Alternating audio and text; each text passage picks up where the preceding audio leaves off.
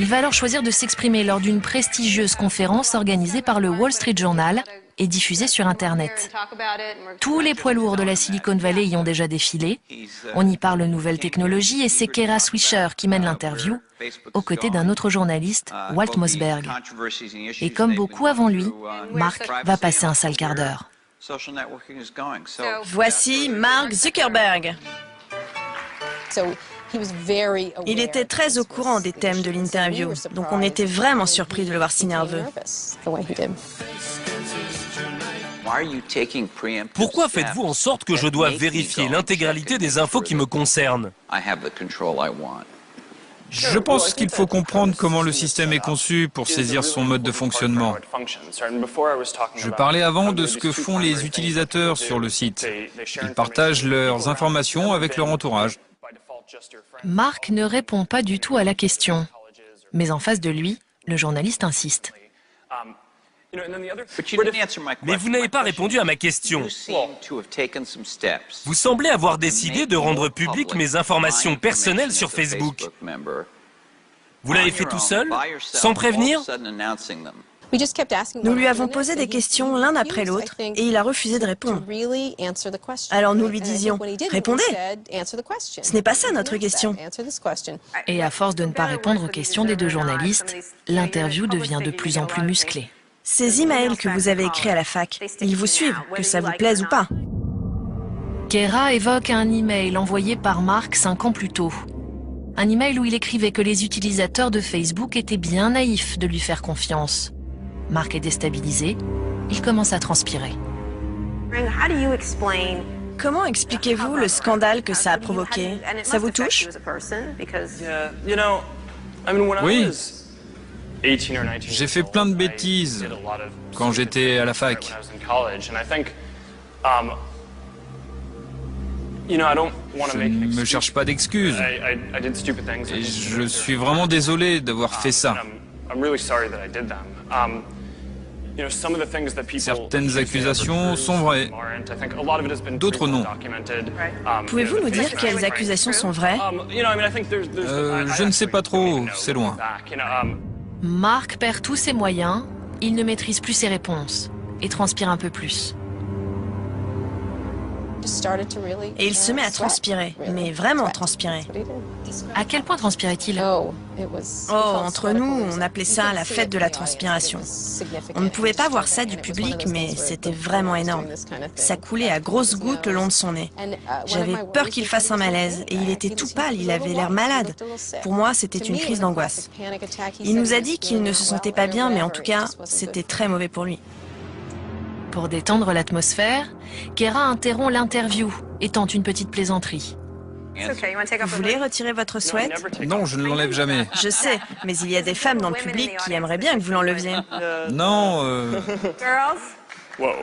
En s'épongeant le front, Mark prend conscience de la situation. Il cherche une issue, mais les questions repartent de plus belle. Pouvez-vous expliquer ce qu'est la personnalisation instantanée, pourquoi vous l'avez fait et à quoi ça sert pour vos utilisateurs? peut-être que je dois l'enlever. Enlevez-le. Pour gagner du temps, Mark décide d'enlever son sweatshirt, mais il va comprendre qu'il n'aurait jamais dû. C'est un sweat officiel. On imprime notre mission à l'intérieur. Oh mon Dieu! L'intérieur du sweat. Mais qu'est-ce que c'est? Rendre le monde plus ouvert et connecté. Oh mon Dieu, c'est un culte secret. Regardez ça. Rendre le monde plus ouvert et connecté, avec un symbole au milieu qui doit être réservé aux initiés, je pense.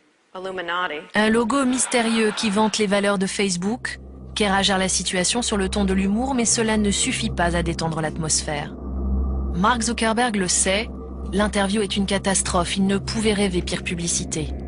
Ce jour-là, il prend conscience de ses difficultés à communiquer. Il comprend aussi que pour assumer parfaitement son statut de PDG de Facebook, il doit vaincre son anxiété maladive. Mark découvre l'importance de l'image et son douloureux apprentissage ne fait que commencer.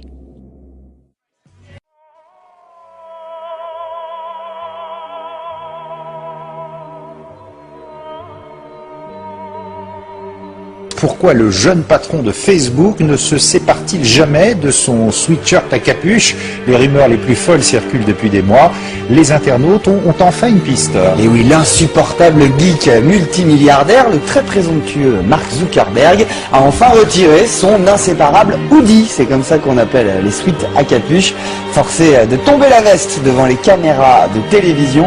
Et qu'a-t-on découvert à l'intérieur? Pas un gris-gris, Damien, pas une doublure en billets de 100 $. Non, non, non. Un étrange dessin digne du Da Vinci Code, un schéma mystique censé représenter la mission de Facebook.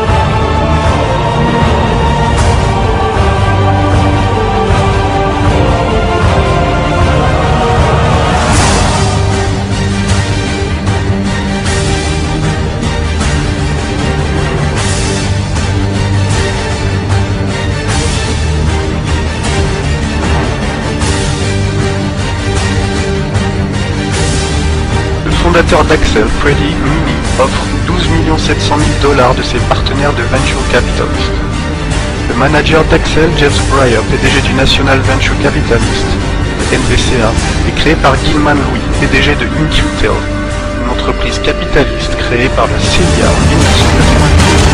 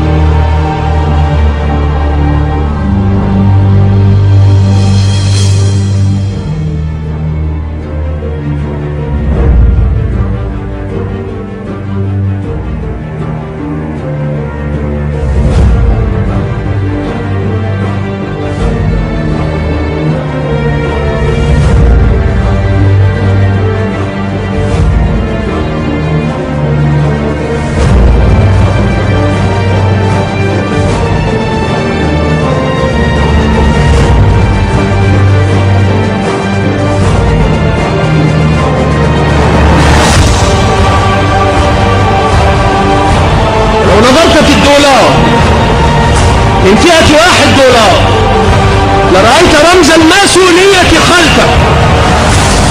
لو نظرت لرأيت، فهل نظرت؟